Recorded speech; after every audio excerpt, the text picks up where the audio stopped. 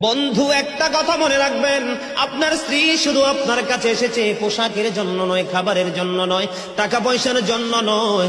স্বামীর কাছে যেই খোরাক স্ত্রীর জন্য আছে, এবং স্ত্রীর জন্য স্বামীর কাছে যেই খোরাক, স্বামীর জন্য স্ত্রীর কাছে যেই খোরাক আছে, পৃথিবীর কোথাও সেই খোরাক নাই।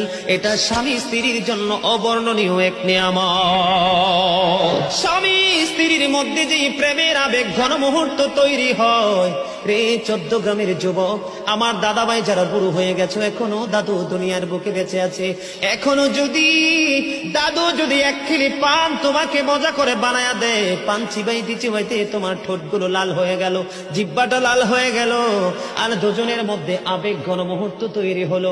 আমার নবী বলেছে, স্বামী স্ত্রী এই রোমান্টিক সময়টাতে যদি 1টা ঘন্টা যদি কাটাইতে পারে রে, তাহলে 1 বছরের নফল ইবাদতের সওয়াব দিয়ে দিবে। এরে যুবক, বউকে কষ্ট দিও না। স্বামী স্ত্রী যদি কিয়ামতের দিন কমপ্লেন করে, তুমি যত বড় মোল্লা সাহেব হাজী সাহেব হন, নসিবই জুটবে না। আমি আমার মা আমার বোনদেরকে বলতে চাই, কখনো স্বামীর কলিজায় আঘাত দিও না।